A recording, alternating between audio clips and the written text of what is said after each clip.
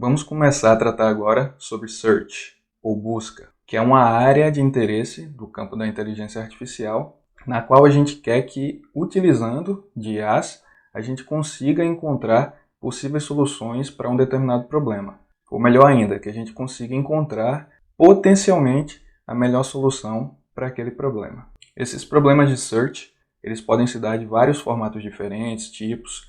Eles podem ser desde uma coisa mais simples, como um quebra-cabeça desse de 15 números, no qual o objetivo é exatamente deixar nesse formato que está aí, ordenar esses 15 números de forma crescente. Então você imagina que esse quebra-cabeça aí estava todo embaralhado, todo desordenado, e utilizando uma IA, ela encontraria potencialmente a melhor solução para reordenar esse quebra-cabeça. A gente pode também dar como exemplo de search problem um labirinto, né, no qual você tem aqui a entrada e aqui você tem a saída.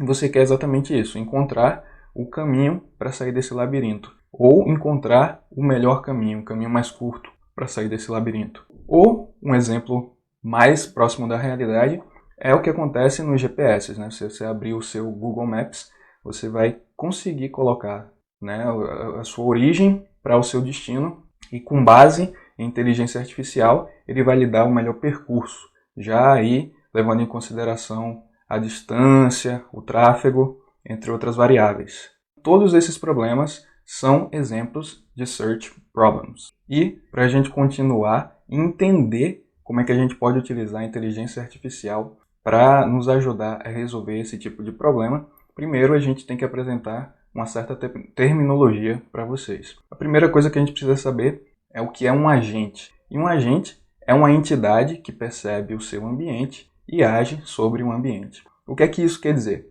Que um agente pode ser um ser humano, que um agente pode ser um robô, um software, uma IA, um competidor, um adversário, num jogo cooperativo pode ser o seu companheiro de time. Então um agente é exatamente isso. Aquele que percebe o ambiente através dos sentidos ou sensores e atua nesse ambiente. A gente também tem que entender o que é um estado, que é uma configuração do agente e o seu ambiente. Em outras palavras, um estado seria a foto daquele ambiente em um determinado momento. Então, se a gente pode utilizar aquele exemplo do quebra-cabeça de 15 peças, cada um desses exemplos aqui, ele é um estado diferente. Então, o estado é exatamente isso. Você pode pensar como uma foto do ambiente em um determinado momento. O estado inicial é o estado em que o agente começa. Então, no nosso exemplo do quebra-cabeça, o estado inicial poderia ser esse aqui. Aí você pode ver que está todo embaralhado, está desordenado. A partir daqui, o agente começaria a intervir nesse estado, a atuar nesse estado.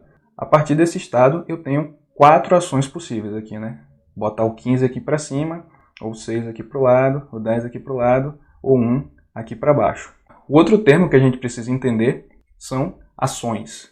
Ações é exatamente isso que eu acabei de fazer. Nesse estado aqui, a gente viu que a gente tem 4 ações possíveis. Ou seja, a gente não poderia botar o 14 para cá. Em determinado estado, a gente vai ter um número de ações possíveis. Então, ações são as escolhas que podem ser feitas em um estado. Mas a gente vai daqui a pouco começar a tentar transformar isso em código. E a partir daí, a gente precisa de um formalismo maior. Então, a gente já pode pensar em ações como sendo uma função, aqui a função actions, que recebe uma entrada, um input. E esse input vai ser esse S aqui, que nada mais é do que um estado. Ou seja, essa função actions vai receber um estado e vai retornar o conjunto de ações possíveis que podem ser executadas naquele determinado estado. Então, voltando aqui para o meu exemplo, nesse estado aqui, eu tenho 4 ações possíveis. 15 para cima, 6 para a direita, 10 para a esquerda, 1 para baixo. Aqui nesse nosso exemplo do quebra-cabeça, no nosso universo de ações, a gente só pode mover uma peça para a direita, ou para a esquerda, ou para baixo, ou para cima. Mas, dependendo do estado atual, pode ser que a gente não consiga realizar todas essas ações. Outra coisa que a gente precisa entender é o que é o modelo de transição, que é uma descrição do estado resultante após a realização de qualquer ação aplicável a um determinado estado. Essa é a definição, mas o entendimento é muito mais simples. O modelo de transição nada mais é do que o estado resultante após você aplicar uma determinada ação a um estado prévio.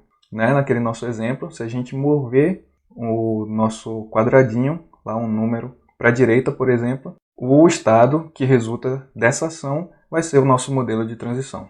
Mas também, como eu já disse que a gente vai precisar transformar isso em código daqui a pouco, o modelo de transição também pode ser definido como uma função, que nesse caso ela vai ter duas entradas, dois inputs, que vai ser o S, que é um estado, e o A, que é uma ação. Essa função result, que vai ter como entrada um estado e uma ação, vai retornar o estado resultante da execução da ação A no estado S.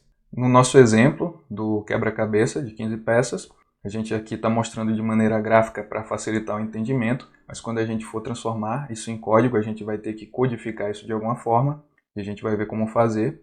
Mas aqui a gente tem a nossa função result, que está recebendo um estado como entrada, e aqui também uma determinada ação, que nesse caso é mover uma pecinha aqui para o lado. Então, o resultado dessa ação seria esse aqui. Esse seria o nosso modelo de transição, né? Como a gente tem aqui outra ação possível, se a gente, em vez de mover a nossa pedrinha aqui, o 15 para o lado, movesse então o 12 para baixo, o nosso resultado, o nosso modelo de transição seria esse aqui. Se a gente pegar esse nosso modelo, esses nossos modelos de transição e ampliar para o problema todo, né, de forma mais geral, a gente vai chegar ao state space, o espaço de estados, que nada mais é do que o conjunto de todos os estados alcançáveis a partir do estado inicial por meio de qualquer sequência de ações. Em outras palavras, são todos os estados possíveis que a gente pode alcançar a partir do estado inicial. Então a gente pode até fazer um diagrama, nesse caso é só uma parcela pequena de todos os estados possíveis, né? Se você for fazer as contas, vai dar trilhões de estados possíveis.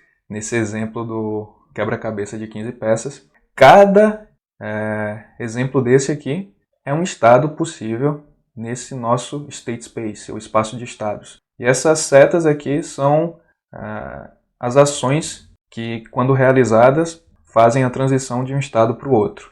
Né? A gente pode também, a partir daí, simplificando esse diagrama, transformar isso e representar na forma de um grafo.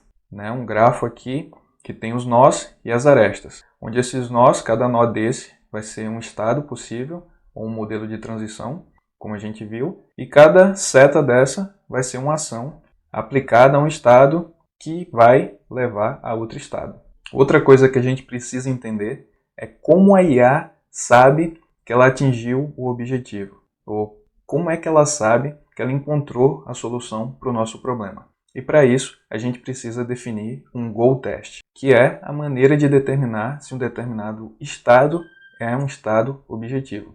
No nosso exemplo do quebra-cabeça de 15 peças, esse goal test seria verificar um a um se os nossos quadradinhos, a nossa numeração, está ordenada de maneira crescente, né? Do 1 ao 15. Alguns problemas, alguns search problems, eles podem ter uma única solução possível, como esse do nosso quebra-cabeça, mas alguns outros eles podem ter várias soluções possíveis. Então, o nosso goal test ele vai verificar se a nossa IA atingiu o nosso objetivo, independente da solução encontrada. No entanto, como eu já mencionei, em alguns tipos de problemas, não basta apenas que a gente encontre as possíveis soluções, mas que a gente encontre a melhor solução possível, ou seja, a solução mais otimizada ou de menor custo. E para isso, a gente precisa do path cost, o custo de caminho, que é o custo numérico associado a um determinado caminho.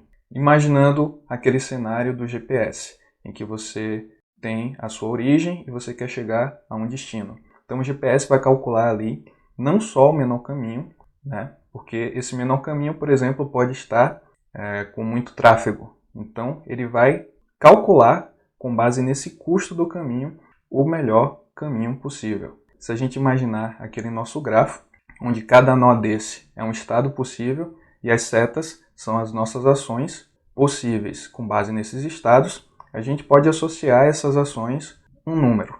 E esse número seria o nosso path cost. Cada caminho desse aqui teria um custo diferente. Esse tipo de cenário representa muito bem o exemplo do GPS, em que o path cost vai ter muita importância para que a IA encontre a melhor solução possível. No entanto, em cenários mais simples, como do exemplo do quebra-cabeça de 15 peças, a gente poderia simplificar esse grafo atribuindo um custo único para cada ação, porque a gente só vai ter as ações possíveis lá.